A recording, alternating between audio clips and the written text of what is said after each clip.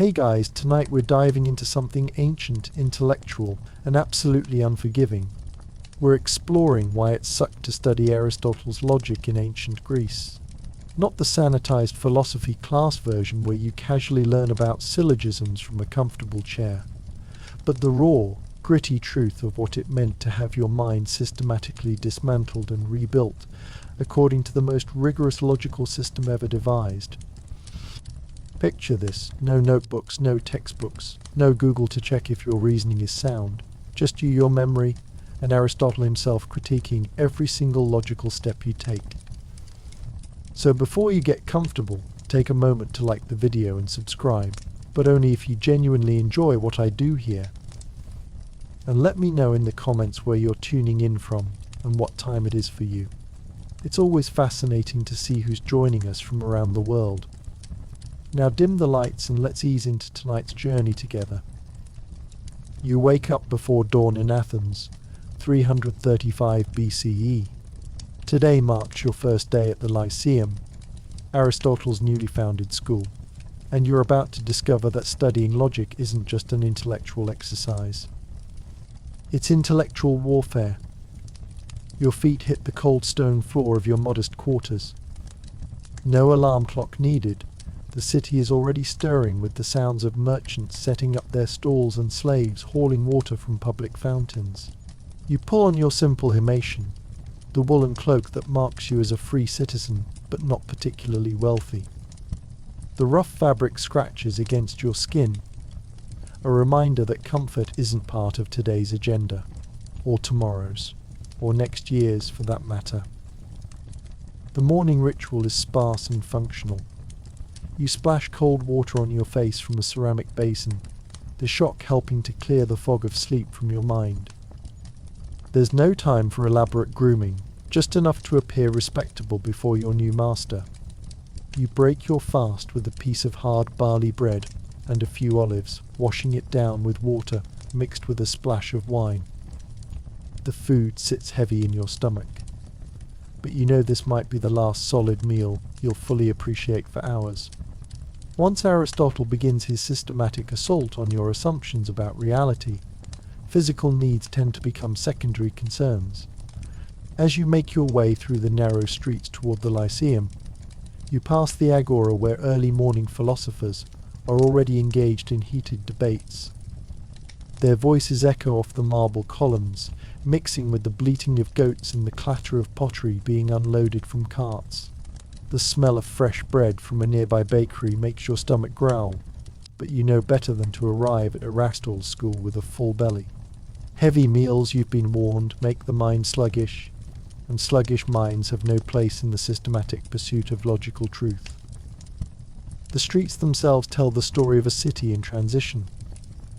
Athens is no longer the imperial power it was during Pericles' time, but it remains the intellectual centre of the Greek world. Everywhere you look, you see evidence of both past glory and present uncertainty. Magnificent temples stand alongside modest workshops. Wealthy citizens in fine chitons pass beggars wrapped in threadbare cloaks. The political situation is delicate. Athens exists under the shadow of Macedonian power, and everyone knows that Aristotle himself served as tutor to Alexander, the Macedonian prince who now conquers the known world. This political tension adds another layer of complexity to your decision to study at the Lyceum. Some Athenians view Aristotle with suspicion, seeing him as a foreign influence who brings dangerous ideas from the north. Others respect his intellectual achievements while questioning his loyalty to traditional Athenian values. As his student, you'll inherit some of this ambiguity. You're not just choosing to study philosophy, you're choosing to associate with a man whose political connections could either elevate your status or mark you as a collaborator. The Lyceum appears before you like a temple dedicated to the mind rather than the gods. It's built within a gymnasium complex east of Athens, surrounded by gardens where plane trees and olive groves provide shade for what you'll soon learn are endless philosophical walks. The main building features long colonnades supported by marble columns that gleam in the early morning light.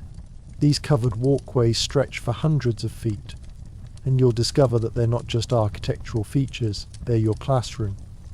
Every lesson happens while walking, because Aristotle believes that physical movement keeps the mind sharp and the blood flowing to the brain.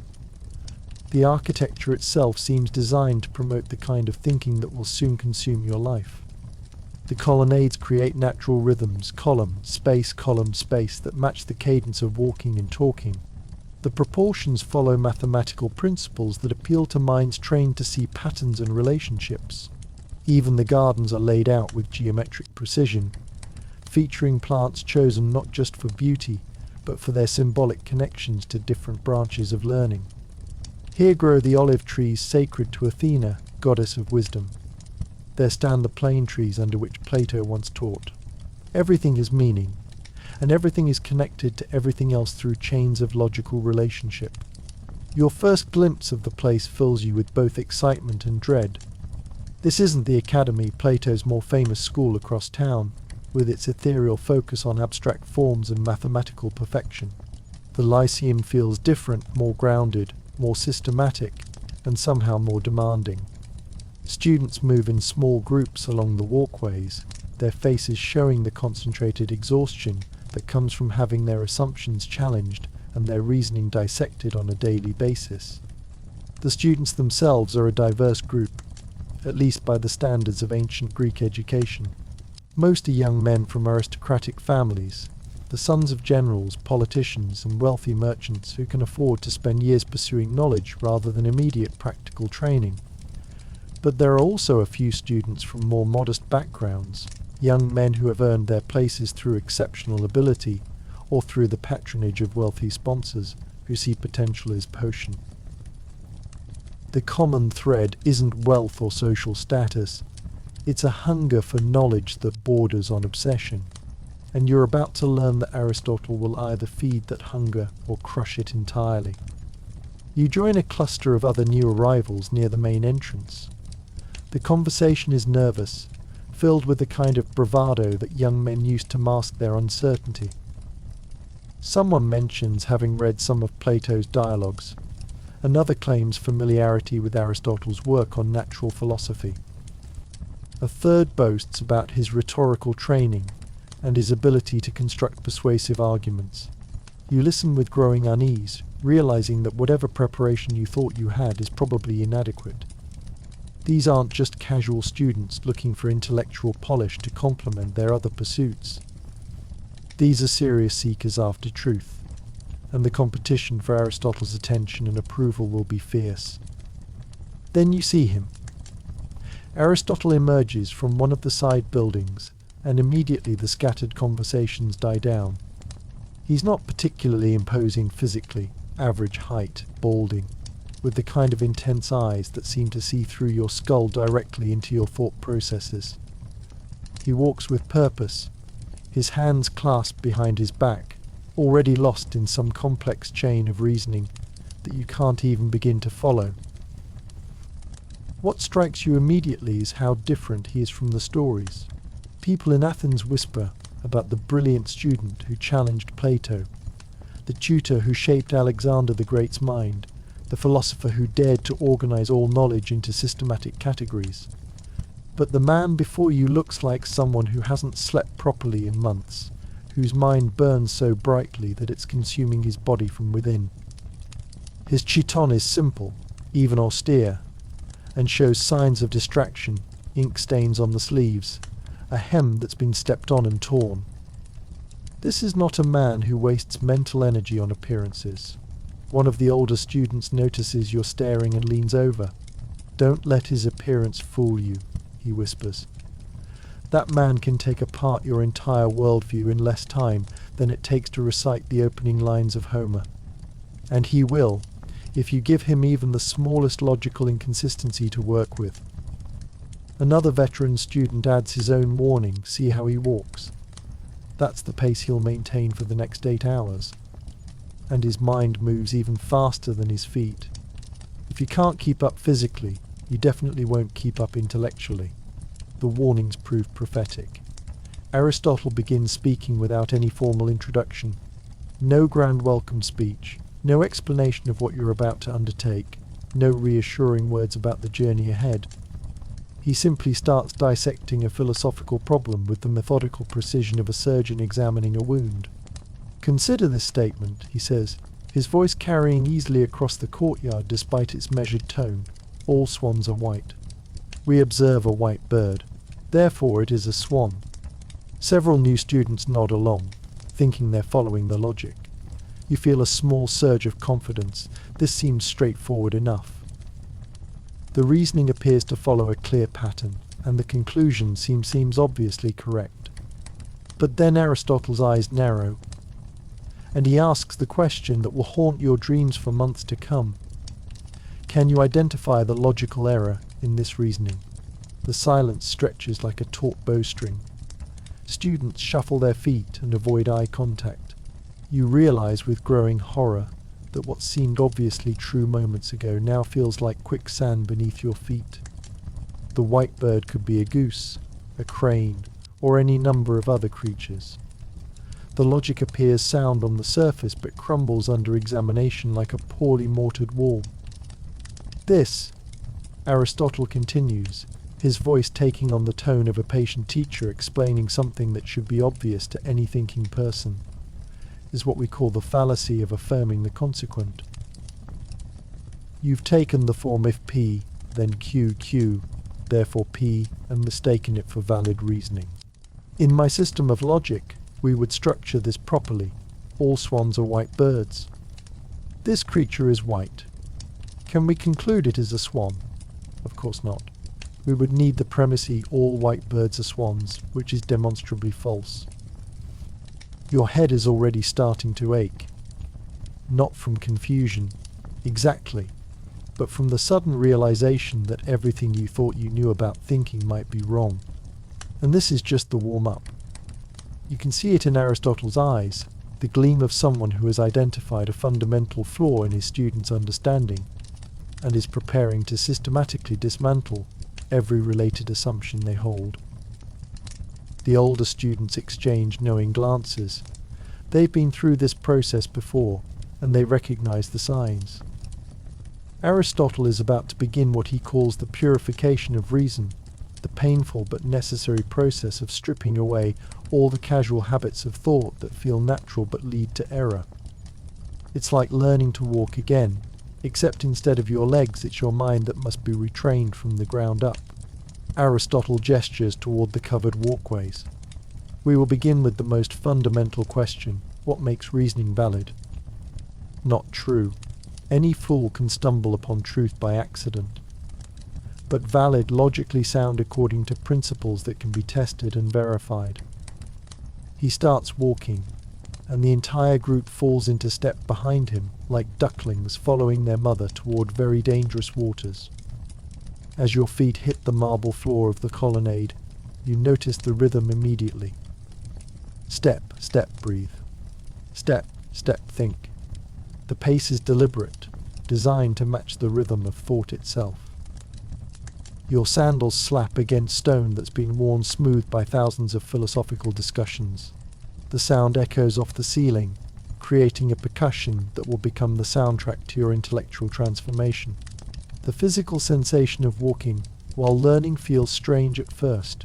Most education you've experienced has involved sitting still and listening passively. But Aristotle believes that the mind and body are intimately connected, and that physical movement stimulates mental agility. The rhythm of walking, he claims, helps organize thoughts into logical sequences. The mild physical exertion keeps students alert and prevents the drowsiness that often accompanies purely sedentary learning. Logic, Aristotle begins, his voice mixing with the steady rhythm of footsteps, is not about winning arguments. It's about discovering truth through the proper arrangement of premises and conclusions.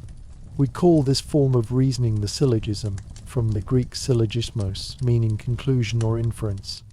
He stops walking suddenly, and the entire group nearly collides behind him. This, you'll learn, is classic Aristotelian teaching technique, physical disruption to create mental alertness. When the body is thrown off balance, the mind sharpens its focus to compensate. The syllogism has three parts. First, the major premise, a general statement. Second, the minor premise, a specific instance. Third, the conclusion that necessarily follows if the premises are true and properly related. An older student raises his hand tentatively. Master, could you provide an example? Aristotle's eyes light up with what you're beginning to recognize as dangerous enthusiasm. Certainly. All men are mortal. Socrates is a man. Therefore, Socrates is mortal. He pauses, watching faces around the group. This seems simple, doesn't it? Perhaps even obvious. But can anyone tell me why this reasoning is valid while our earlier example about the swan was not? More silence. You can hear birds singing in the gardens beyond the colonnade, slaves calling to each other as they tend the grounds, the distant sound of hammering from some construction project. Normal life continuing, while your brain tries to grapple with questions that suddenly seem as complex as the movement of the stars. A brave student ventures an answer, because all men really are mortal.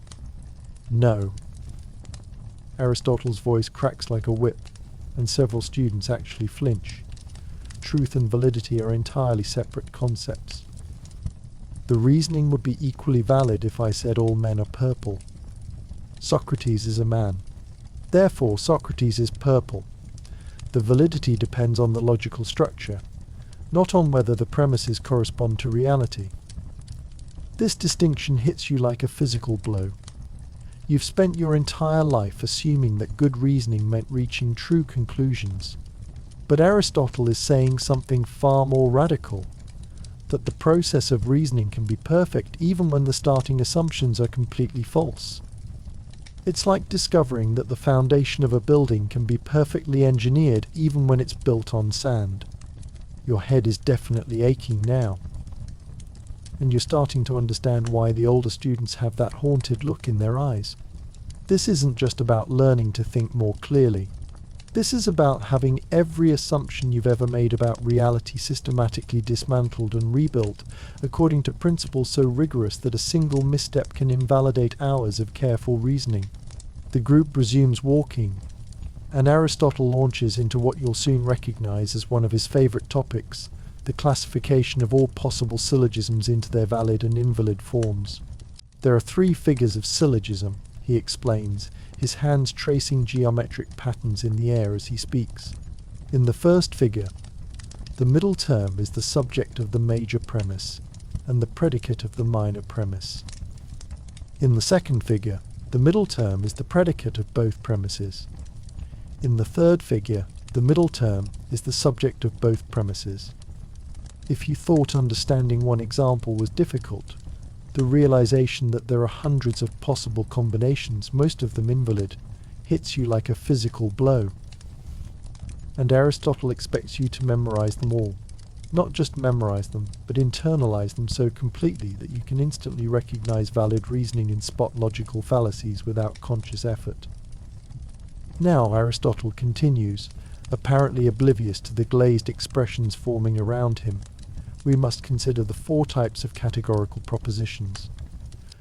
In logical notation, we use S for the subject, the thing we're talking about, and P for the predicate, what we're saying about that thing. So when I say all men are mortal, men is the S and mortal is the P, he pauses to let this sink in. Universal affirmative, all S is P. Universal negative, no S is P. Particular affirmative, some S is P. Particular negative, some S is not P. He stops walking again and fixes the group with that penetrating stare. These may seem like simple grammatical variations, but they represent fundamentally different logical relationships. Confuse them, and your entire chain of reasoning collapses like a poorly built house. The weight of this responsibility begins to settle on your shoulders like a heavy cloak. Every word you speak, every opinion you form, every conclusion you reach must now be subjected to this rigorous analysis. There's no room for casual thinking, no tolerance for approximate reasoning, no forgiveness for logical laziness. You're being trained not just to think, but to think with the precision of a master craftsman working in ideas rather than stone or metal. One of the newer students, clearly overwhelmed, asks the question that's been forming in everyone's mind, "Master, how are we supposed to remember all of this?" And how do we practice applying these principles? Aristotle's smile contains no warmth whatsoever. Practice. You practice by thinking, every moment of every day. When you observe that the sun rises in the east, you analyze the logical structure of that observation. When someone tells you that all Athenians are brave, you examine whether that statement is universally true, and what logical conclusions can be drawn from it. As for remembering, that is why we walk. Movement aids memory, and memory is the foundation of all philosophical progress. The implications of this statement sink in slowly. There are no textbooks to review later, no written assignments to help you work through problems at your own pace, no study groups where you can puzzle through difficult concepts with peers. Everything must be absorbed during these walking sessions and retained through the sheer force of mental discipline. And then comes the truly devastating realization: Aristotle is just getting started. Logic, you learn, is only the foundation. Once you've mastered the principles of valid reasoning, you'll move on to his 10 categories, his systematic classification of everything that exists. Substance, quantity, quality, relation, place, time, position, state, action, and affection. Each category is subcategories. Each subcategory has specific logical properties, and every single distinction must be memorized, understood, and applied with absolute precision. The weight of this intellectual burden begins to settle on your shoulders like a heavy pack that you'll carry for the rest of your life. You're not just learning philosophy, you're being rewired to think in ways that most humans never attempt. Every casual observation, every everyday conversation, every simple decision will now be filtered through this elaborate system of logical analysis. Let us begin with substance, Aristotle announces, and you can almost hear the collective groan from the more experienced students. They know what's coming. Hours of relentless categorization that will leave your brain feeling like it's been turned inside out and examined under harsh sunlight. Substance is what exists independently, what can serve as the subject of predication, but cannot itself be predicated of anything else. A man is a substance. Whiteness is not. It exists only as a quality of something else. Your brain immediately starts protesting. How do you determine what counts as a substance? Is a house a substance, or just an arrangement of stones and wood? What about a river? It seems to exist independently, but it's constantly changing as new water flows through it. What about clouds or flames or shadows? These questions must be showing on your face, because Aristotle addresses them directly. You're wondering about boundaries, he says with the satisfaction of someone who has anticipated every possible confusion. This is why precise definition is crucial. A substance must have unity. It must be one thing, not merely a collection of things. It must have persistence. It must remain the same substance even as its accidents change. And it must be capable of receiving contrary qualities without losing its identity. The example he provides makes your head spin even more. Socrates is a substance. He can be young and later old, healthy and later sick, sitting and later standing. But through all these changes he remains Socrates. The whiteness of his tunic, however, is merely an accident, a quality that exists in the substance of the tunic, but has no independent existence. An older student raises his hand. Master, what about parts of substances? Is Socrates' hand a substance? Excellent question, Aristotle replies, and for the first time his smile seems genuinely pleased rather than predatory. This brings us to the distinction between primary and secondary substances. Socrates himself is a primary substance, an individual, indivisible being. But man is a secondary substance, the species to which Socrates belongs. His hand is neither, it's a part that has no independent existence apart from the whole. You're frantically trying to keep track of these distinctions while continuing to walk at Aristotle's relentless pace. Primary substances, secondary substances, accidents, qualities, parts versus wholes, and this is just the first of 10 categories. Your feet are developing blisters. Your legs are starting to ache. and your mind feels like it's being stretched beyond its breaking point. The physical demands of the peripatetic method are becoming clearer now. This isn't just a quaint teaching style, it's a deliberate form of intellectual conditioning. Your body must learn to endure discomfort, while your mind operates at peak efficiency. There's no sitting down to think things through, no comfortable position that allows for lazy contemplation. Every insight must be gained while in motion, every conclusion reached while fighting fatigue and distraction. But the physical discomfort is nothing compared to what comes next. Aristotle begins drilling the group on practical applications. "Young man," he says, pointing directly at you, "classify the following, the redness of this apple." Your mouth goes dry. Is redness a substance? Obviously not. It can't exist independently. Is it a quality? That seems right, but you remember something about accidents versus essential properties. Is redness essential to the apple? Or could the apple exist without being red? Quality, you venture, hoping your voice doesn't betray your uncertainty. Correct, but incomplete, Aristotle responds. What type of quality? Recall that I distinguish 4 kinds: habits and dispositions, natural capacities, affective qualities and affections, and shapes and forms. You hadn't even known there were 4 types of quality until this moment. The apple's redness seems like it might be an affective quality, something that affects the senses, but you're not confident enough to commit to that answer. Your hesitation is apparently answer enough. Affective quality, Aristotle continues without waiting for your response. The redness affects our sense of sight, and is therefore classified accordingly. But notice, if the apple were unripe and green, it would be a different affective quality, but the same substance receiving contrary accidents. The precision required is staggering. You're not just learning to think about things differently, you're learning to see reality as composed of countless interlocking logical relationships, each one subject to systematic analysis and classification. Every color, every shape, every texture becomes a puzzle to be solved according to rigorous principles. The lesson continues with quantity. How long is this colonnade? Aristotle asks the group. Someone estimates about 300 feet. And what type of quantity is that? More silence. You're beginning to hate these pauses, these moments when your ignorance hangs in the air like a bad smell.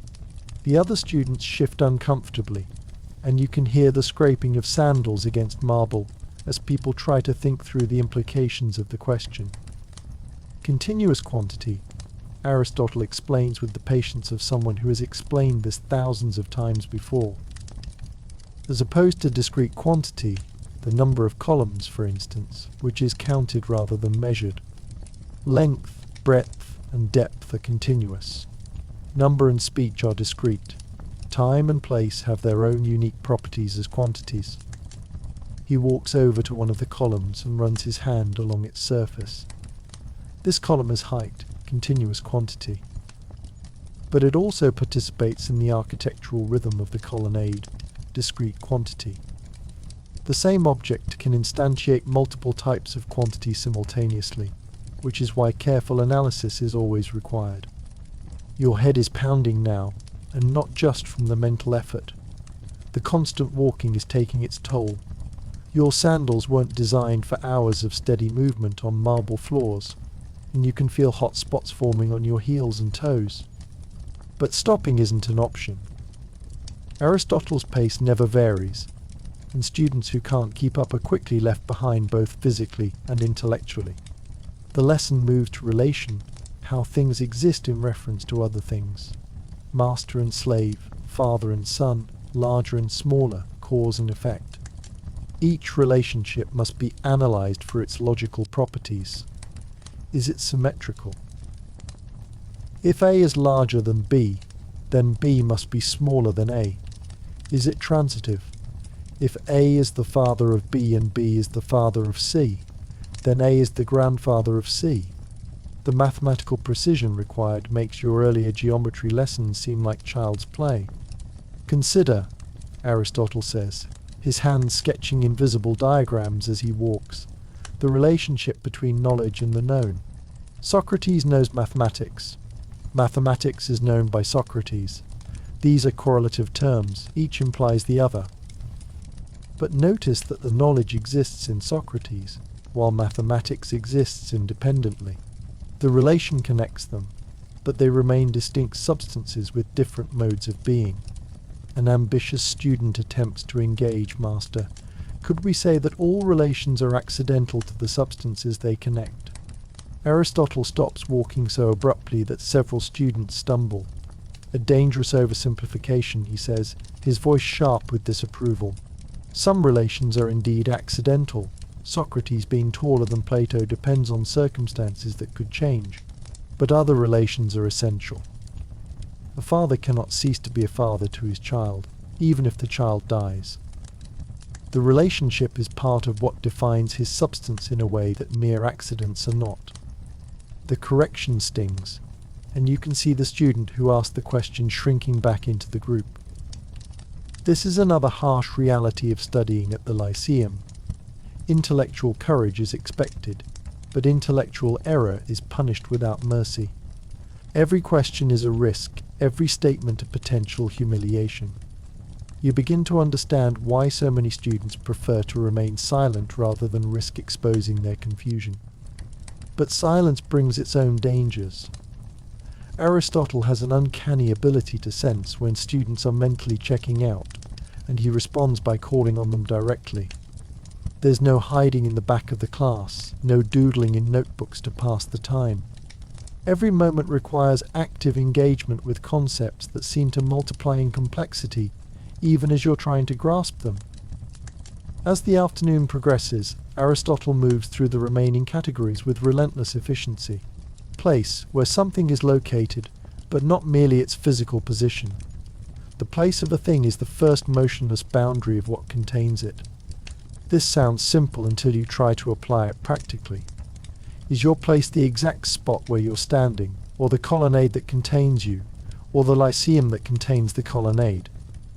Time, not just duration, but the measure of change with respect to before and after. Aristotle explains that time doesn't exist independently, but is always the time of some change or motion. A day is the time it takes for the sun to complete its apparent journey across the sky. A year is the time for the seasons to cycle. But what about the time it takes to think a thought or to feel an emotion? These questions pile up faster than answers. Position, lying, standing, sitting, but understood as modifications of place rather than mere physical arrangements.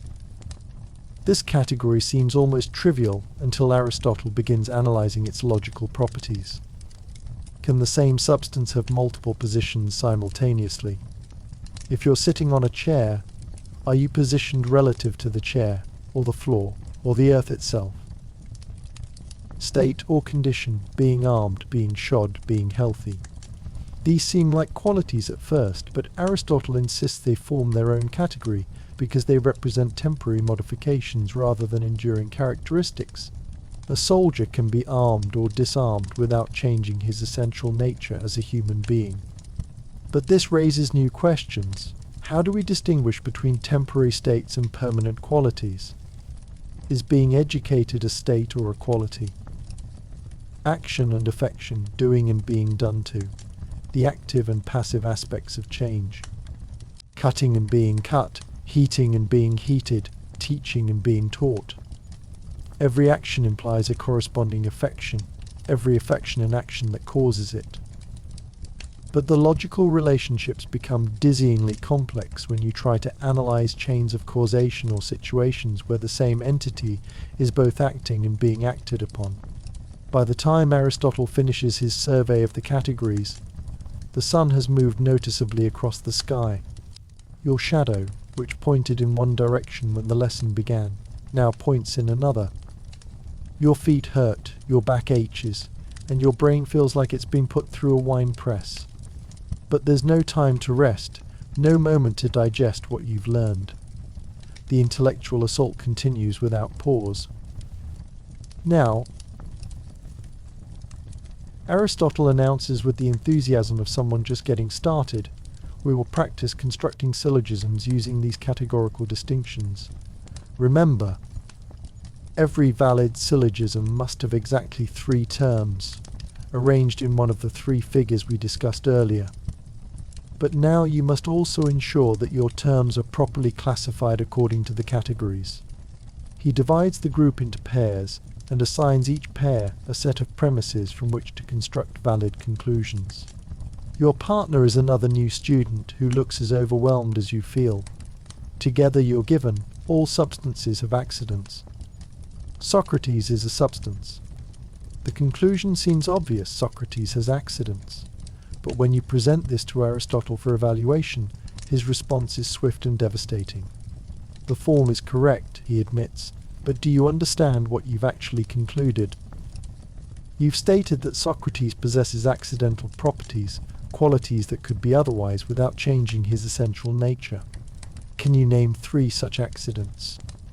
You fumble for an answer. His height? Possible, though this depends on whether you consider size essential to human nature. Continue. His location. Better. Place is indeed accidental to substance in most cases. One more. Your mind goes blank. What seemed like a simple logical exercise has suddenly become a complex investigation into the nature of human existence. Is Socrates' age accidental? His knowledge. His relationships. Each possibility opens up new questions about what makes Socrates the particular individual he is. His clothing, you venture weakly. Adequate, Aristotle responds, though his tone suggests this is barely acceptable. But notice how much deeper analysis is required once we move beyond mere logical form to actual content. This is why my system demands mastery of both logical structure and categorical precision. Other pairs are struggling with similar challenges. One group presents the syllogism, all qualities inhere in substances. Whiteness is a quality. Therefore, whiteness inheres in a substance. Their conclusion is valid, but Aristotle immediately pushes them to consider what it means for a quality to inhere in something. Does whiteness exist in the white object, or is the white object a manifestation of whiteness?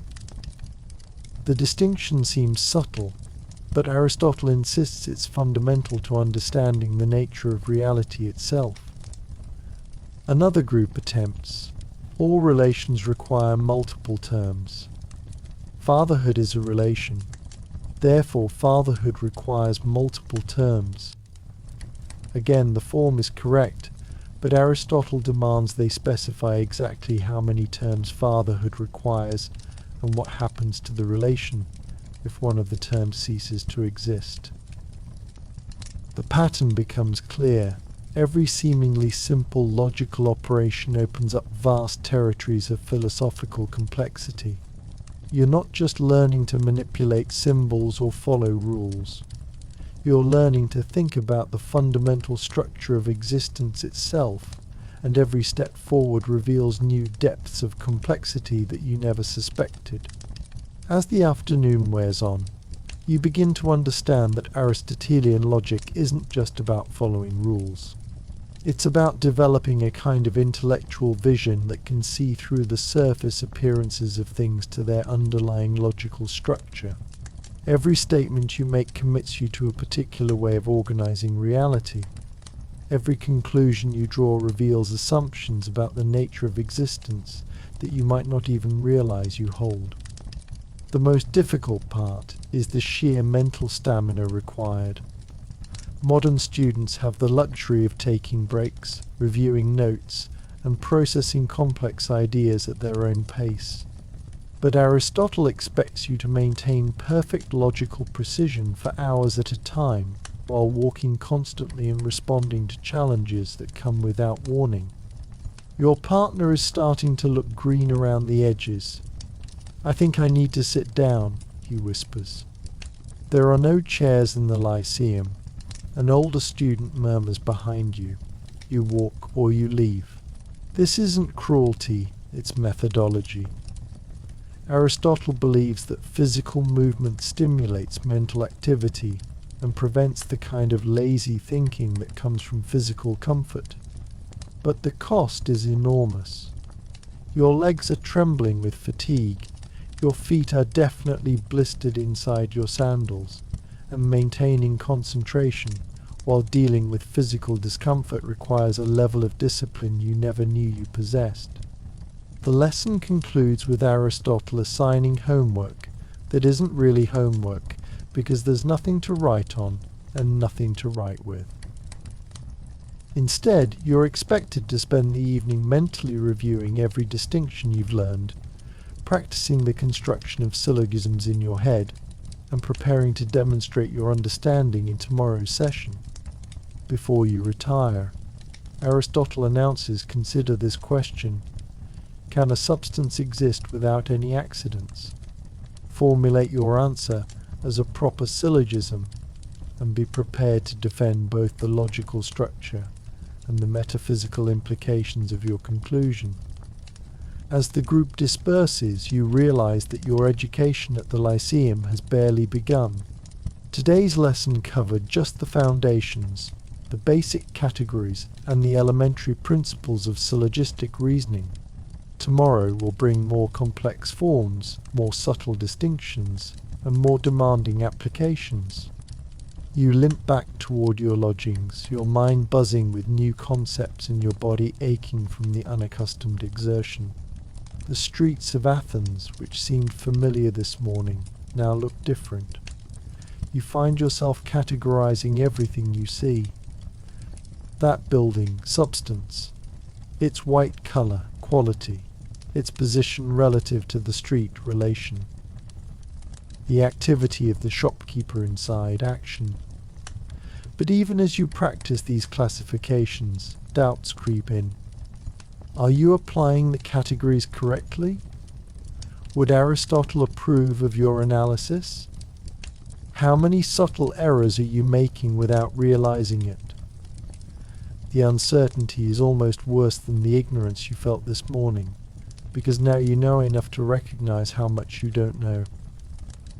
The evening meal is a simple affair: bread, olives, a bit of cheese, and wine mixed with water. But even this basic activity becomes an exercise in logical analysis. Is eating an action or an affection? Are you acting upon the food, or is the food acting upon you? Both seem true, which suggests that the categories might overlap in ways that Aristotle hasn't fully explained yet. As you settle onto your straw mattress and pull a thin blanket over your exhausted body, one thought dominates your mind: this is only the beginning. Tomorrow will bring new challenges, new humiliations, and new glimpses of the intricate logical structure that underlies all rational thought. You've chosen to study with the most demanding intellectual taskmaster in the ancient world, and there's no turning back now.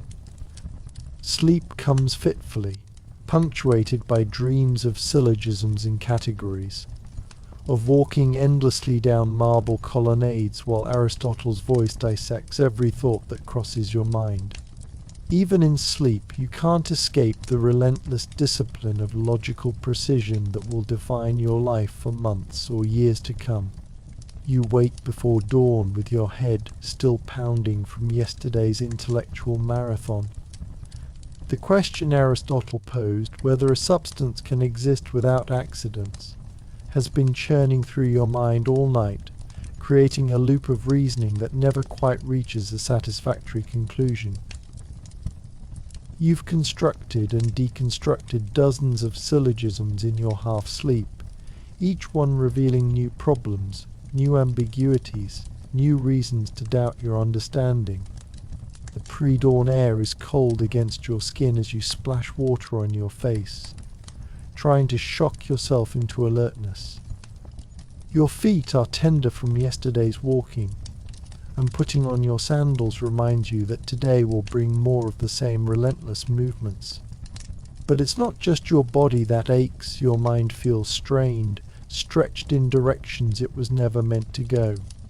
As you make your way through the empty streets toward the Lyceum, you rehearse possible answers to Aristotle's question. Every substance must have some accident, size, position, colour, mustn't it? But then what about pure forms, if they exist? What about the gods? Your reasoning keeps circling back on itself, and you begin to understand why the older students have that haunted look in their eyes.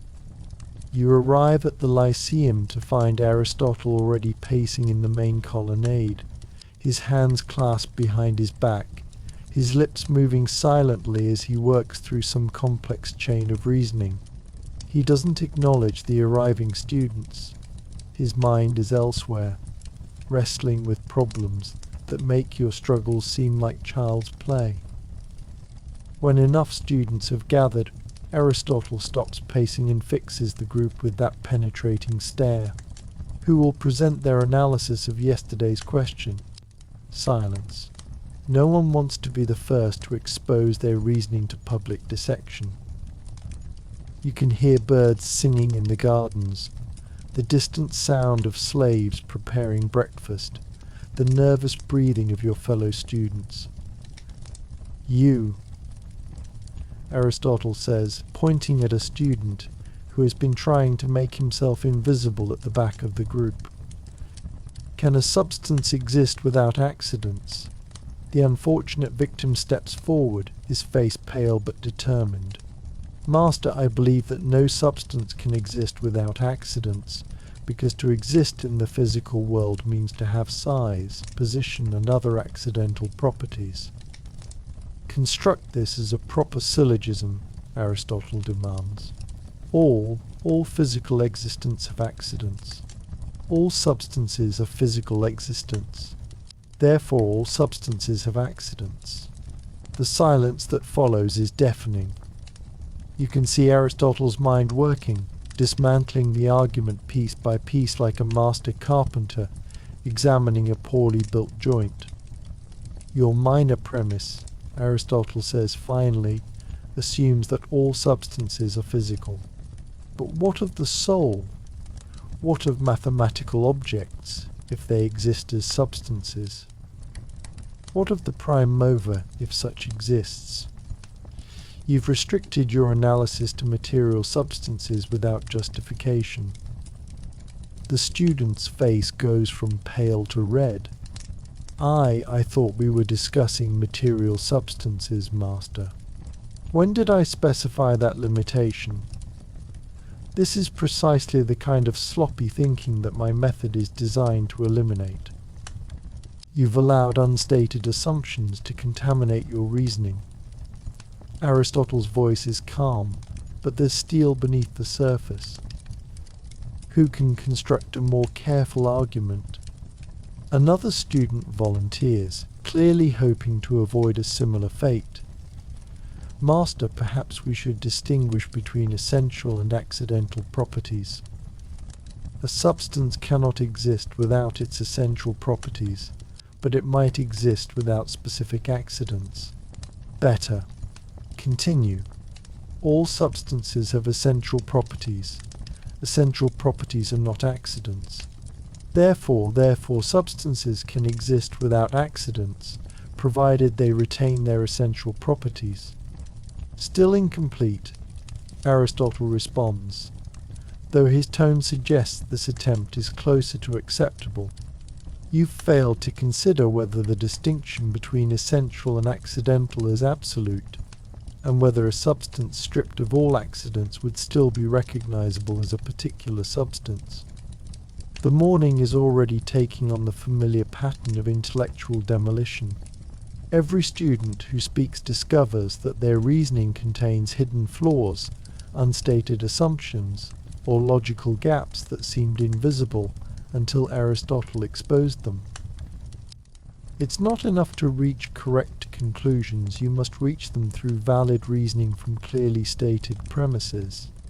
The fundamental issue, Aristotle continues, beginning his characteristic pace along the colonnade, is whether particularity itself requires accidents. Socrates and Plato are both men. They share the same essential nature. What makes them distinct individuals? Their accidents, their specific size, colouring, position in space and time. Remove all accidents, and do we still have Socrates, or merely the universal form of humanity? This question hits you like a physical blow. You hadn't even considered the relationship between individuality and accidental properties. If what makes each person unique is their particular combination of accidents, then a substance without accidents might not be a particular at all, but something purely universal. The group continues walking while Aristotle develops this theme. This brings us to one of the most challenging aspects of logical analysis, the relationship between universals and particulars. When I say all men are mortal, what exactly do I mean by men? Do I refer to particular individuals like Socrates and Plato, or to the universal nature that they share? He stops walking and draws a rough diagram in the dust with his finger. Consider this syllogism: all men are mortal. Socrates is a man. Therefore Socrates is mortal. The major premise seems to refer to the universal nature of humanity. The minor premise refers to a particular individual. The conclusion applies the universal truth to the particular case. But how do we justify this logical move from universal to particular? Your head is starting to ache again.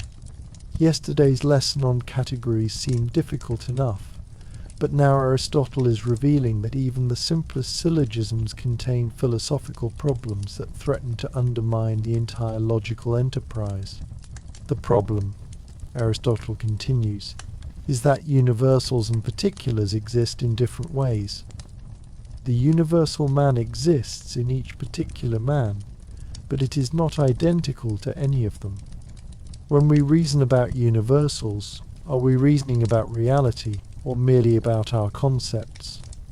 An older student, emboldened by desperation, asks, "Master, if these problems are so fundamental, how can we trust any logical reasoning?"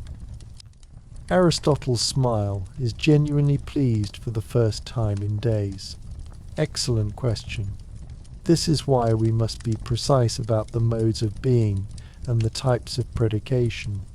Not all statements have the same logical form, even when they appear grammatically similar.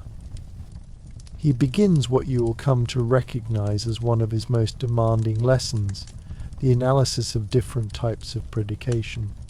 When I say Socrates is a man, I am predicating the species of the individual. When I say Socrates is white, I am predicating an accident of the substance. When I say Socrates is taller than Plato, I am asserting a relation. These appear to have the same grammatical form, but their logical structures are entirely different. The walking resumes, and with it comes the familiar rhythm of step, think, step, think.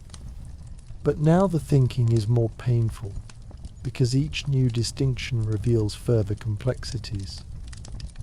You're not just learning logical rules, you're discovering that language itself is a minefield of potential confusion.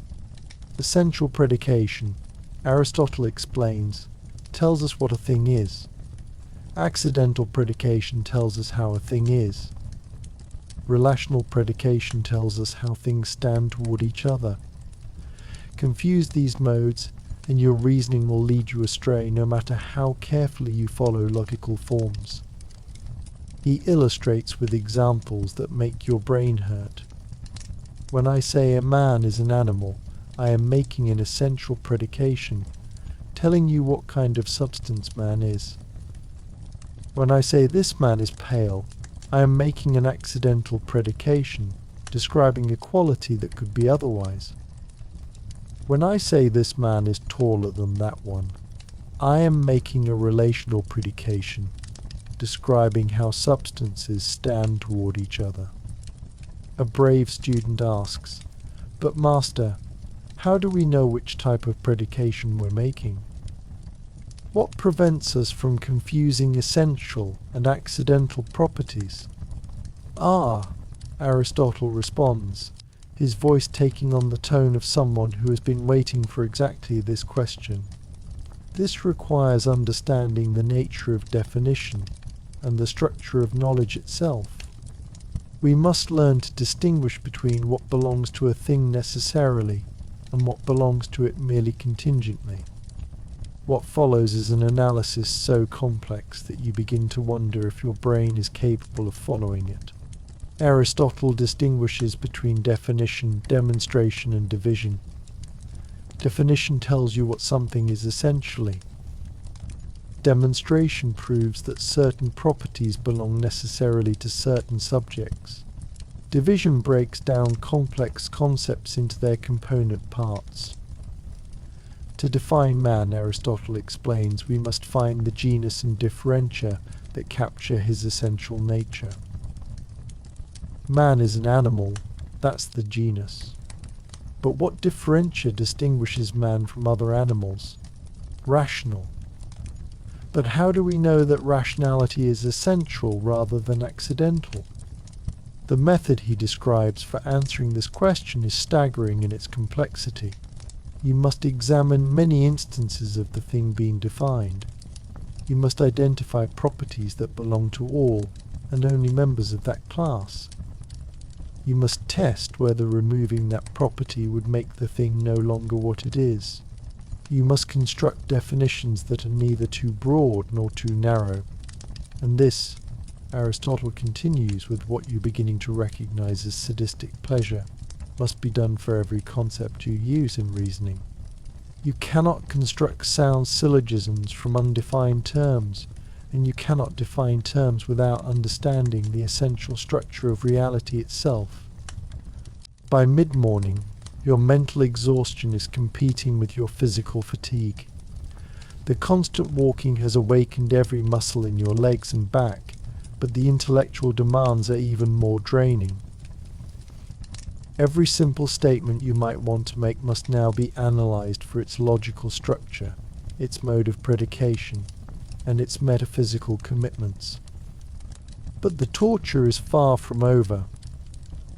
Aristotle now introduces what he calls the method of refutation, a systematic way of exposing the errors in any piece of reasoning. And he's going to demonstrate it using arguments constructed by the students themselves. You, he says, pointing at a student who has been following along attentively, construct a syllogism proving that courage is a virtue. The student thinks for a moment. All noble qualities are virtues. Courage is a noble quality. Therefore, courage is a virtue. Now Aristotle announces to the group, we will systematically destroy this argument. What follows is one of the most brutal intellectual demolitions you've ever witnessed. Aristotle doesn't just point out that the argument is wrong, he dissects it piece by piece, revealing layers of confusion that the student never suspected. First, Aristotle begins, what do you mean by noble? If noble means virtuous, then your major premise is all virtuous qualities are virtues, which is merely a tautology. If noble means something else, then you haven't established the connection to virtue. The student tries to clarify by noble, I mean qualities that we admire in heroes and great men. But do we admire all virtues in heroes? Is moderation always admired? Is prudence always celebrated in epic poetry? And conversely, do we not sometimes admire qualities in heroes that are not virtues? What of the fierce anger of Achilles? Well, perhaps courage is specifically the kind of noble quality that is always a virtue. Now you're reasoning in a circle. You're using the conclusion that courage is a virtue to defend your premise that it's the kind of noble quality that is virtuous. The demolition continues for what feels like hours. Every attempt the student makes to repair his argument only reveals new problems. When he tries to define courage, Aristotle shows that his definition is either too broad, including recklessness, or too narrow, excluding moral courage. When he tries to define virtue, he falls into further conceptual traps. This, Aristotle announces when the student finally falls silent in defeat, is why a precise definition is essential to sound reasoning. You cannot prove that courage is a virtue until you know exactly what courage is and exactly what virtue is. And you cannot know these things until you have conducted a systematic investigation into the nature of moral excellence. The lesson that emerges is devastating. Casual reasoning about any important topic is essentially worthless. Every significant philosophical question requires years of careful analysis just to define the terms properly, much less reach valid conclusions. But Aristotle isn't finished. He now turns the method of refutation on more complex arguments, showing how even apparently sophisticated reasoning can collapse under systematic examination. He takes arguments from well-known philosophers and reduces them to rubble, not out of malice, but to demonstrate the standards of rigor required for genuine knowledge. Consider Plato's argument that the soul is immortal because it is simple and uncompounded, Aristotle says. Let us examine this step by step. What follows is a masterclass in logical analysis that leaves you dizzy with its complexity. Aristotle questions every premise, every inference, every hidden assumption. Is the soul really simple? Does simplicity actually imply indestructibility? Are there different types of simplicity? Can something be simple in one respect but compound in another? By the time he's finished, Plato's argument lies in ruins, not because Aristotle necessarily disagrees with the conclusion, but because the reasoning provided doesn't adequately support it. The message is clear. Even the greatest philosophers make logical errors, and only systematic analysis can separate truth from mere plausibility. The morning session concludes with a chilling assignment. Each student must choose an argument from a respected authority, a poet, philosopher, or politician, and subject it to complete logical analysis. Tomorrow you'll present your findings to the group, and Aristotle will determine whether your refutation is as rigorous as his own. As the students disperse for the midday meal, you're left with a profound sense of intellectual vertigo. Every belief you hold, every opinion you've formed, every argument you've ever found convincing now seems suspect. If reasoning is as difficult and error-prone as Aristotle suggests, how can anyone ever be confident about anything? The afternoon session brings a different kind of torture, practice in constructing complex syllogisms under time pressure. Aristotle presents the group with scenarios that require chains of reasoning involving multiple premises and intermediate conclusions. A physician wants to heal his patient, he begins. Healing requires restoring natural balance. Natural balance is achieved through proper nutrition. Proper nutrition requires understanding the patient's constitution. Understanding constitution requires examining symptoms. Construct a syllogistic chain that leads from examining symptoms to healing the patient. Your brain immediately rebels. How many syllogisms are needed? How do you connect the conclusion of one to the premise of another? What if there are multiple paths of reasoning that lead to different conclusions? Working in pairs, you struggle to create a logical structure that captures this chain of reasoning. Every attempt reveals new problems. If you make your premises too specific, they don't connect properly. If you make them too general, they don't support the conclusions you need. Your partner is clearly as confused as you are. How do we know if we're connecting the syllogisms correctly? He whispers. I don't think we do, you whisper back. I think that's the point. When your pair presents your attempt to the group, Aristotle's response is swift and devastating. You've confused necessary and sufficient conditions, failed to establish the universality of your premises, and introduced an unwarranted assumption about the relationship between symptoms and constitution. Other pairs fare no better. Arguments that seemed reasonable when constructed in haste fall apart under examination. Logical gaps that were invisible to their creators become glaringly obvious when exposed to systematic analysis. This, Aristotle explains, is why rhetoric and dialectic are insufficient for philosophical investigation. In rhetoric, you need only persuade. In dialectic, you need only defeat your opponent's argument. In demonstration, you must establish truth through valid reasoning from true premises. The distinction he draws between these three modes of reasoning adds yet another layer of complexity to your studies. Rhetorical arguments aim at persuasion and may use emotional appeals, selective evidence, or probable reasoning. Dialectical arguments test ideas by examining their implications and seeking contradictions. Demonstrative arguments establish necessary truths through logical analysis of essential properties. Most people, Aristotle continues, mistake rhetorical persuasion for proof, or dialectical refutation for demonstration. They do not understand that genuine knowledge requires a different standard of evidence entirely. As the afternoon progresses, you begin to understand that studying Aristotelian logic isn't just difficult. It's a complete reformation of how you understand the relationship between mind and reality. You're not just learning techniques for manipulating arguments. You're learning to see the world as a complex structure of logical relationships that can be analyzed with scientific precision. But the cost is enormous. Your head is pounding from the constant mental effort. Your feet are numb from hours of walking on marble. Your confidence in your own thinking has been systematically undermined. And you're beginning to realize that this is just the beginning. Tomorrow will bring new challenges, new methods of analysis, new ways for your reasoning to be exposed as is inadequate.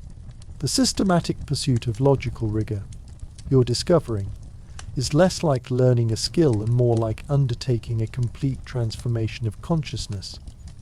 As the day's lessons conclude, and you prepare for another evening of mental homework, one thought dominates your mind. You've chosen to study with a man who demands nothing less than perfect precision in thinking about the most complex questions imaginable, and there's no escape from the relentless discipline this requires. The sun is setting behind the columns of the Lyceum, casting long shadows across the walkways where you've spent the day having your assumptions dismantled and your reasoning exposed as based. Tomorrow will bring more of the same, and the day after that, and every day for as long as you remain Aristotle's student. You're beginning to understand why so few people complete this course of study. It's not just intellectually demanding, it's existentially challenging. To submit to Aristotelian logic is to accept that most of what passes for reasoning in ordinary life is little better than sophisticated guesswork. And once you've seen this clearly, you can never unsee it. You wake in the pre-dawn darkness to the sound of your own mind working. Even in sleep, you've been constructing syllogisms, analyzing propositions, and trying to solve the logical puzzles that Aristotle assigns with the regularity of a physician prescribing bitter medicine. Your first conscious thought is an attempt to classify the experience of waking itself. Is consciousness an action or an affection? Are you acting upon sleep, or is sleep ceasing to act upon you? This is what your life has become after months at the Lyceum. Every experience, every observation, every casual thought must be subjected to categorical analysis and logical scrutiny. You can no longer look at a sunset without wondering whether beauty is a quality inherent in the sky, or a relation between the observer and the observed.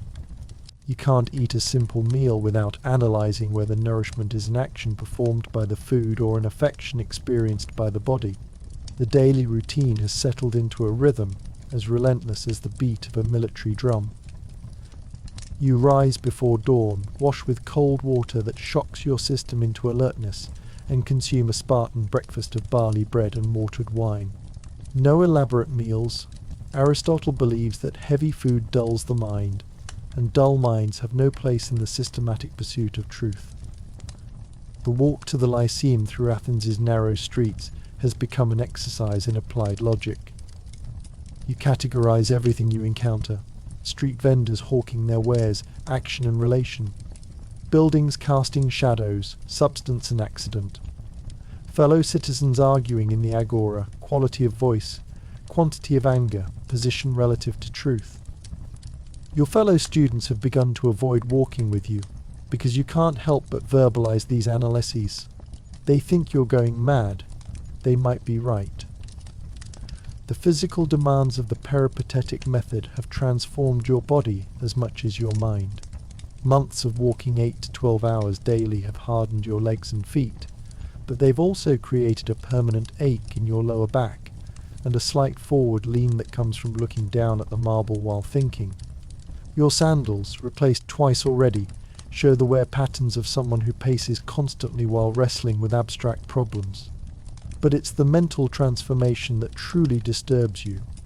You can no longer engage in casual conversation without analyzing the logical structure of every statement. When your father visits and mentions that business has been good, you find yourself asking whether good refers to a quality of the business, a relation between effort and profit, or a state that could be otherwise. When he tells you that all merchants face similar challenges, you automatically examine this universal statement for possible counterexamples and unstated premises. Your family is beginning to worry. Letters from home carry subtle suggestions that perhaps you've spent enough time with that strange Macedonian and should return to practical pursuits. Your mother writes that your cousin has secured a profitable position in the colonial administration. Your uncle mentions opportunities in trade with the eastern territories that Alexander's conquests have opened. The subtext is clear. Normal people don't spend years learning to think with mathematical precision about questions that have no obvious practical application. The social isolation is becoming more pronounced. Conversations with former friends feel like speaking different languages. They discuss politics, business, gossip, the ordinary concerns of Athenian life. You find yourself mentally constructing syllogisms about their statements and identifying logical fallacies in their reasoning. When you point these out, they look at you with a mixture of annoyance and pity. You've become insufferable. An old friend tells you after you've spent an evening analyzing the logical problems in his argument that democracy is the best form of government. Everything is premises and conclusions with you now. Can't you just enjoy a conversation without dissecting it like a dead fish? The accusation stings because it's partly true. Months of Aristotelian training have made you hypersensitive to logical precision and correspondingly intolerant of the casual reasoning that most people use to navigate daily life. You've gained intellectual rigor, but lost social ease. The price of seeing clearly is that you can no longer enjoy comfortable illusions. The tension extends beyond personal relationships into the broader political climate of Athens. The city exists in an uneasy relationship with Macedonian power, and Aristotle's connection to Alexander makes his school a target of suspicion. Anti-Macedonian sentiment runs high among certain factions, and students at the Lyceum are sometimes viewed as potential collaborators or foreign agents. This political pressure adds another layer of stress to your studies. Not only must you master impossibly complex logical principles, but you must do so while aware that your intellectual choices have political implications. Some Athenians view philosophy itself as a corrupting foreign influence that weakens traditional values and undermines social cohesion. The situation becomes more personal when you encounter former classmates from your preparatory education. Many have entered careers in law, politics, or commerce. They speak confidently about their achievements, their growing influence, their financial success. Meanwhile, you spend your days walking in circles while an aging philosopher dismantles your every attempt at logical reasoning. What exactly are you learning there? A former classmate asks during a chance encounter in the agora. I hear you do nothing but walk around talking about whether tables really exist and how many different ways you can say all men are mortal. You try to explain the systematic nature of Aristotle's logical method, the importance of precise definition, the relationship between clear thinking and understanding reality. But the explanation sounds esoteric and impractical even to your own ears. How do you convey the intellectual thrill of seeing the hidden structure of reasoning to someone who's never experienced the difference between valid and invalid argumentation? So you're learning to think, your former classmate responds with barely concealed skepticism. Congratulations. The rest of us learned that as children. Now we use thinking to accomplish things in the real world. These encounters force you to confront uncomfortable questions about your choices. Is the pursuit of logical precision an end in itself, or should it serve some practical purpose? Are you gaining wisdom, or just becoming more skilled at a particular type of mental exercise? Would your time be better spent learning skills that could advance your career and benefit your family? The doubt is compounded by the physical and mental exhaustion that has become your constant companion. The daily routine at the Lyceum is punishing. 8 to 12 hours of walking while engaging in intensive intellectual analysis leaves you drained in ways you never experienced before. Your mind feels simultaneously sharper and more fragile, like a blade that's been honed to such a fine edge that it might shatter if used carelessly.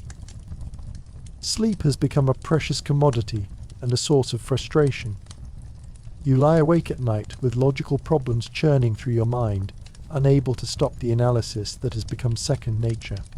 When you do sleep, you dream of syllogisms and categories, of walking endlessly through marble colonnades while Aristotle's voice poses questions that expose the inadequacy of your understanding. The isolation is intellectual as well as social. Even among your fellow students at the Lyceum, genuine friendship is difficult to maintain.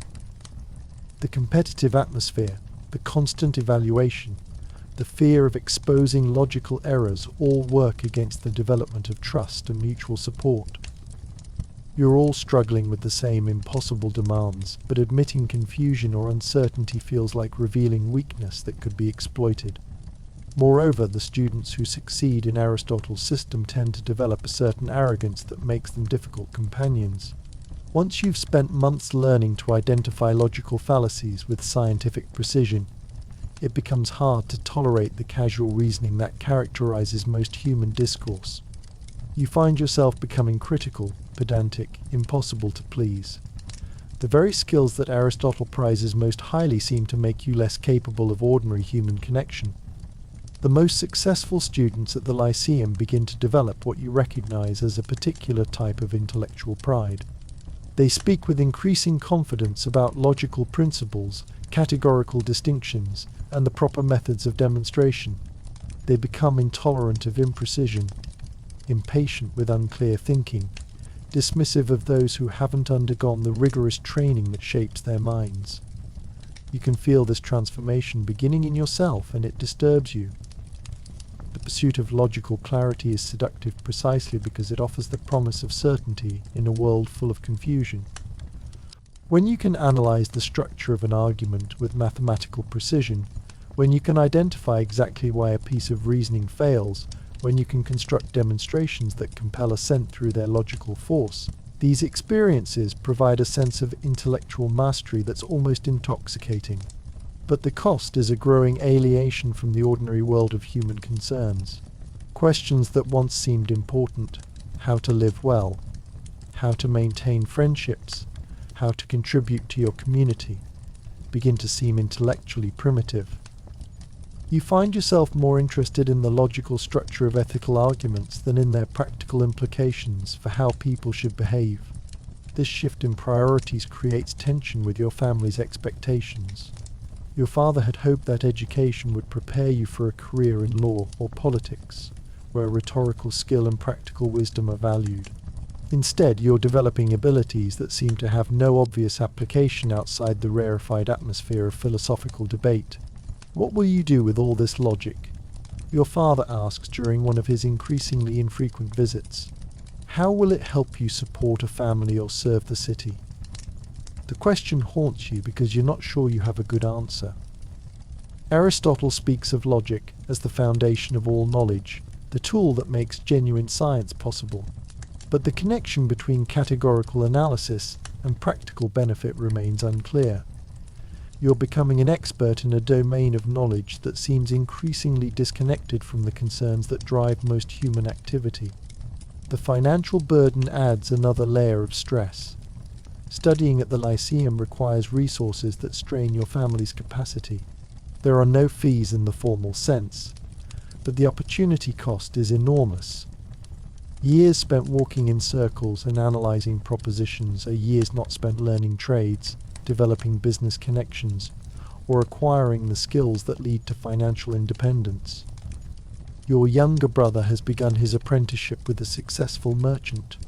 In the time you've spent learning to distinguish between essential and accidental properties, he's learned to evaluate goods, negotiate prices, and manage trading expeditions.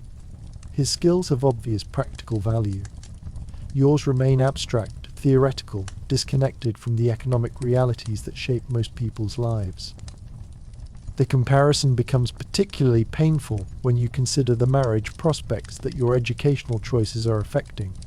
Athenian families want sons-in-law who can provide security and status.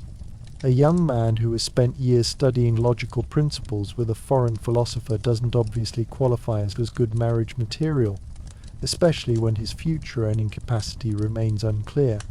These concerns weigh more heavily as you enter your third year at the Lyceum. Many of your contemporaries are already establishing themselves in careers, starting families, building the foundations of prosperous adult lives. You're becoming increasingly skilled at analysing the logical structure of reality, but decreasingly prepared for the practical challenges that await you outside the protected environment of philosophical study. The situation is complicated by your growing recognition that Aristotle's standards of logical rigour are so demanding that they're almost impossible to meet consistently.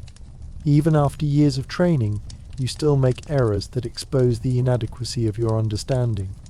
Arguments that seem valid to you collapse under Aristotle's examination. Definitions that appear precise prove to contain hidden ambiguities. Demonstrations that feel compelling turn out to rest on unwarranted assumptions. This ongoing sense of intellectual inadequacy creates a peculiar form of psychological pressure. You're simultaneously becoming more skilled at logical analysis and more aware of how difficult it is to achieve the level of precision that genuine knowledge requires. The better you get at identifying logical errors, the more errors you notice in your own thinking. It's like learning to see microscopic imperfections that were always there but previously invisible. The result is a kind of intellectual vertigo that affects your confidence in all areas of life. If you can't trust your reasoning about philosophical questions that you've studied intensively, how can you trust your judgment about practical matters that you've barely considered? The skills that were supposed to clarify your thinking instead reveal the extent of your confusion about almost everything. Some students respond to this pressure by leaving the Lyceum and returning to conventional pursuits. They conclude that the pursuit of logical precision is either impossible or unnecessary for living a satisfying life. Others double down on their commitment to Aristotelian principles, becoming even more rigorous in their analysis and more demanding in their standards of evidence. You find yourself somewhere between these extremes, neither ready to abandon the intellectual quest, nor confident that you can meet its demands. The logical training has changed how your mind works in ways that seem irreversible, but it hasn't yet provided the clarity and certainty that initially motivated your studies.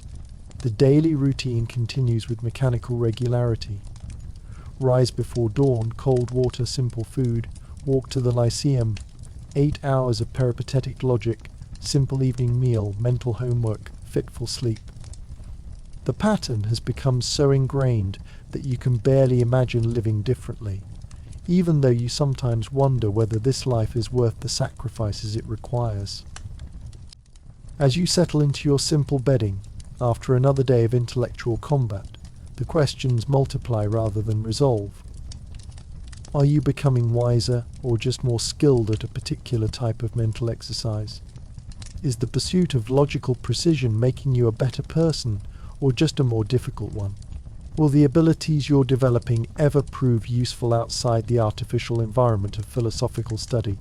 Tomorrow will bring another day of walking, another day of having your reasoning dissected and exposed as flawed, another day of struggling to meet standards of intellectual rigor that sometimes seem designed to ensure failure rather than success. The path you've chosen is demanding beyond anything you imagined when you first arrived at the Lyceum. and there's no clear indication of where it leads, or whether this destination will justify the difficulty of the journey. 5 years have passed since you first walked through the gates of the Lyceum, and you barely recognize the person you've become. The young man who arrived with casual assumptions about thinking and reasoning has been systematically dismantled and built, according to principles so rigorous that they've fundamentally altered not just how you think, but who you are. The transformation isn't just intellectual, it's ontological. You exist differently in the world now, seeing structures and relationships that remain invisible to those who haven't undergone this peculiar form of torture disguised as education. Your mind operates like a precision instrument now, automatically analyzing the logical structure of every statement you encounter, every argument you hear, every conclusion you're tempted to draw. It's become so habitual that you can no longer turn it off. When someone at the market claims that all the best olives come from Attica, your brain immediately examines this universal statement for counterexamples, unstated premises, and definitional problems. What makes an olive best? How comprehensive is the speaker's knowledge of olives from other regions? Is this an essential or accidental property of Attic olives? This constant analysis has made ordinary social interaction exhausting.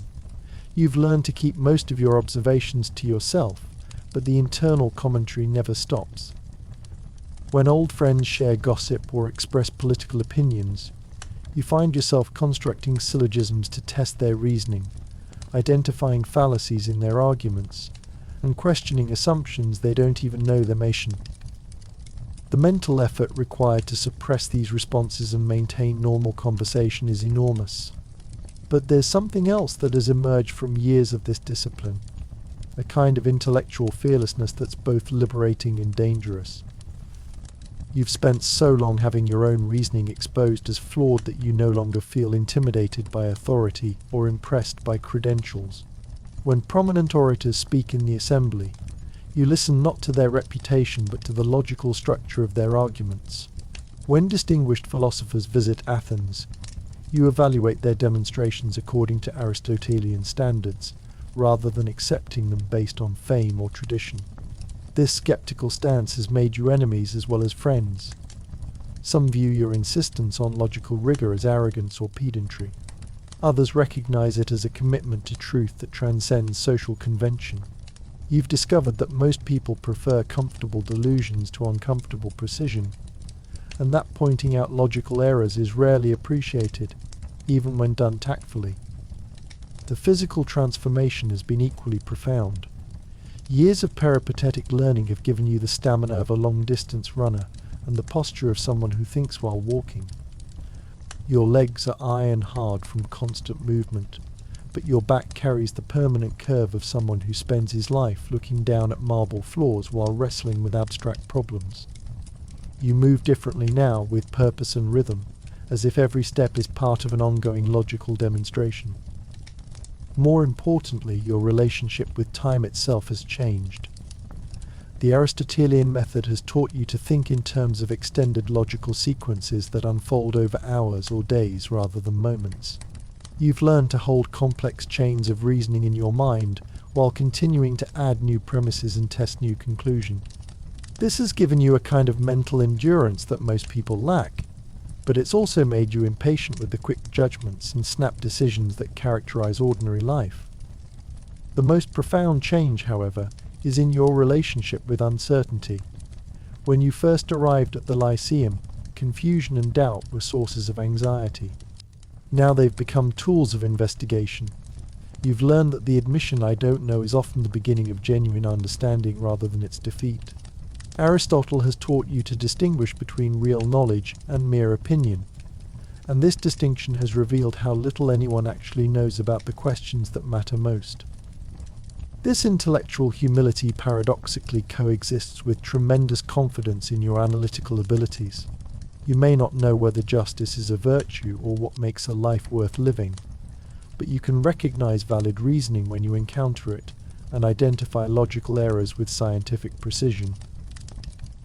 You've become an expert in the structure of thought itself, even when the content of that thought remains mysterious. The years of training have also revealed something unexpected about the nature of human reasoning.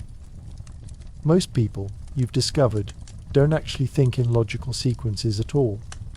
They reach conclusions through intuition, emotion, social pressure, or habit, then construct post hoc rationalizations that give their decisions the appearance of logical justification. The careful step-by-step analysis that Aristotle demands is so foreign to natural human cognition that it requires constant conscious effort to maintain. This recognition has given you a strange dual perspective on human affairs. On one hand, you can see through the logical pretenses that people use to justify their actions and beliefs. On the other hand, you've gained a deeper appreciation for the complexity of factors that actually drive human behavior. Logic may be necessary for understanding truth, but it's clearly not sufficient for understanding people.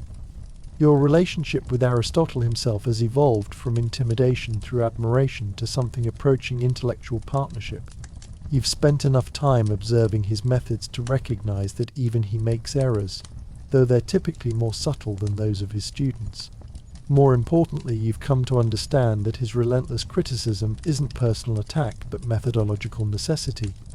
The pursuit of logical precision requires the systematic elimination of error, and error can only be identified through merciless examination. But this understanding has come at enormous personal cost. The intellectual disciplines that have sharpened your mind have also isolated you from normal human community. Your family relationships have become strained by your inability to engage in casual conversation without subjecting it to logical analysis. Potential romantic relationships have founded on your insistence that emotional declarations be examined for their rational content. You've gained the ability to think with unprecedented clarity about abstract questions, while losing much of your capacity for the ordinary human connections that make life meaningful. The irony isn't lost on you. Aristotle's logic was supposed to be a tool for understanding reality more clearly, but it has created a barrier between you and the lived reality of human experience. You can analyze the logical structure of statements about love, friendship, and community, but these analyses seem to miss something essential about what these relationships actually involve. This tension has led you to question whether the pursuit of logical perfection is compatible with human flourishing. The standards of precision that Aristotle demands may be appropriate for mathematics or natural philosophy, but applying them to ethics, politics, or personal relationships seems to drain these domains of much of their meaning and vitality. Yet abandoning the logical training now seems impossible. The transformation has gone too deep to reverse. You can no more return to casual reasoning than a musician can return to being tone deaf, or a physician can ignore symptoms that obviously indicate disease. The analytical habits have become part of your cognitive architecture, shaping not just what you think, but how you're capable of thinking. Some of your fellow students have found ways to integrate their logical training with conventional careers. They've become teachers, carrying Aristotelian methods into other educational contexts. Others have entered politics or law, where the ability to construct compelling arguments and identify flaws in opposing positions provides practical advantages.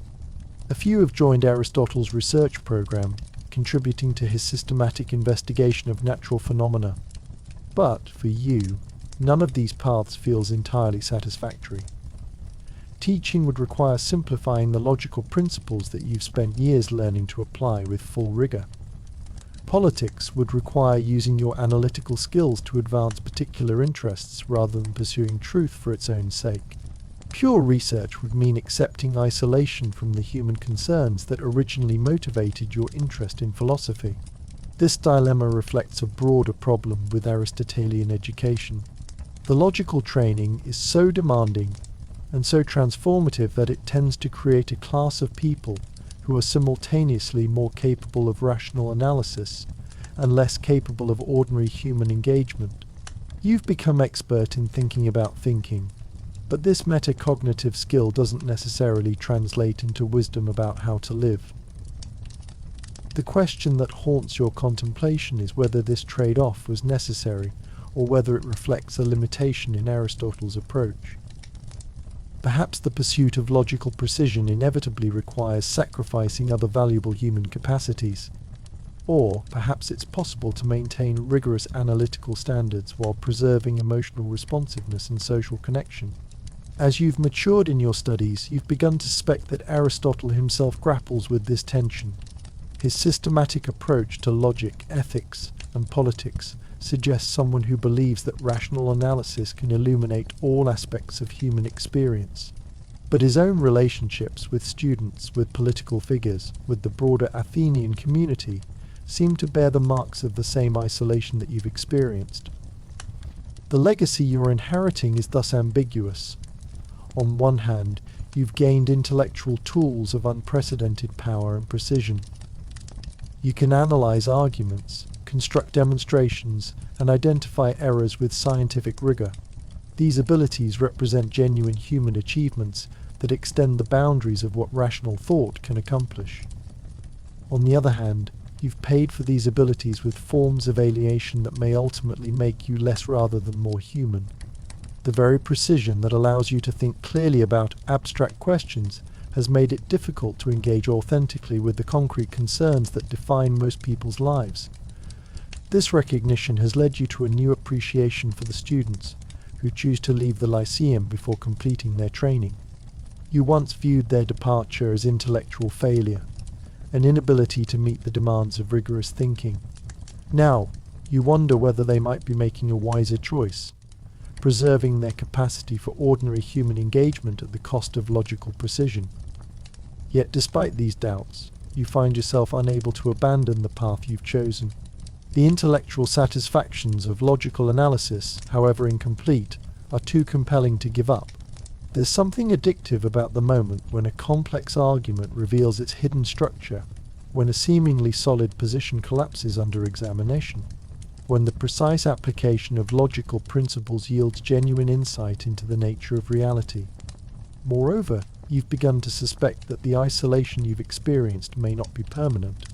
As your logical skills have matured, you've found yourself better able to recognize when analytical precision is appropriate and when other forms of engagement are called for. The challenge isn't to abandon logical rigor, but to learn when and how to apply it without sacrificing other valuable human capacities. This more nuanced understanding has emerged partly through observing Aristotle's own evolution as a teacher. In recent years, he's become less focused on exposing errors and more interested in helping students develop independent analytical abilities. He still demands logical precision, but he's also begun to acknowledge the limitations of purely rational approaches to certain types of questions. The conversations you have with fellow students have also become more sophisticated. Instead of simply competing to demonstrate mastery of logical principles, you've begun exploring the relationship between rational analysis and other forms of understanding. These discussions suggest that the Aristotelian tradition may be capable of growth and adaptation in ways that weren't obvious during your early training. Perhaps most importantly, you've begun to attract students of your own, younger people who are drawn to logical analysis, but who also struggle with its human costs. Teaching them has forced you to articulate not just the technical principles of Aristotelian logic, but also the broader questions about how these principles relate to living a meaningful life. Through this teaching, you've discovered that the logical training you received can be transmitted in ways that preserve its rigor while minimizing its isolating effects. By being explicit about the limitations as well as the power of rational analysis, by encouraging students to maintain connections outside the philosophical community, by modeling ways to apply logical principles without becoming pedantic or arrogant, you've found ways to pass on Aristotle's intellectual legacy while addressing some of its problematic consequences. This evolution suggests that the transformation you've undergone may not be the end of your development, but rather a stage in a longer process of integrating logical precision with other forms of human understanding. The skills you've gained through years of difficult training may ultimately serve not just the pursuit of abstract truth, but the more complex goal of living wisely in a world that requires both rational analysis and emotional engagement. The sun is setting behind the columns of the Lyceum where you've spent the most formative years of your adult life. The marble walkways echo with the footsteps of new students beginning their own encounters with Aristotelian logic, their minds still soft with casual assumptions about thinking and reasoning. You remember being in their position, eager, naive, unprepared for the intellectual dismantling that awaited you. Now, as one of the senior students who helps guide their training, you face a different challenge. How do you prepare them for the rigor that genuine logical analysis requires while also helping them preserve their capacity for the human connections that make that analysis meaningful? How do you transmit the intellectual tools that Aristotle has developed without also transmitting the isolation that often accompanies their use? These questions don't have simple answers, but they represent a new phase in your relationship with the logical tradition you've inherited. You're no longer just learning to apply Aristotelian principles. You're learning to adapt and extend them in ways that serve human flourishing more broadly. The boy who arrived at the Lyceum with casual assumptions about thinking has become a man who understands both the power and the limitations of rational analysis. The transformation has been costly, but it has also been irreversible and ultimately valuable. You've gained the ability to think with unprecedented precision about the most fundamental questions of human existence. Whether that ability will ultimately contribute to wisdom remains to be seen, but it has certainly contributed to the long project of extending the boundaries of human understanding. As you walk home through the darkening streets of Athens, your mind automatically cataloguing the logical relationships embedded in everything you observe, you carry with you both the burden and the gift of Aristotelian training. Tomorrow will bring new students, new challenges, new opportunities to explore the relationship between logical precision and human understanding. The intellectual tradition you've inherited and helped to shape will outlive you, carried forward by students who will face their own version of the challenges you've encountered. Some will find ways to integrate logical rigor with human warmth. Others will struggle with the isolation that precision sometimes requires. All will be changed by the encounter with systematic rational analysis in ways they cannot now imagine. And perhaps that's enough to have contributed to the long human project of learning to think clearly about questions that matter, even when clear thinking comes at significant personal cost. The pursuit of logical precision may not lead to simple happiness, but it leads to something equally valuable: the expansion of human rational capacity and the slow, difficult progress toward understanding the structure of reality itself. In the end, you survived your encounter with Aristotelian logic, though you emerged from it fundamentally transformed. Whether that transformation represents progress or loss remains an open question, one that future generations of students will have to answer for themselves as they undertake their own journeys into the demanding world of systematic rational analysis.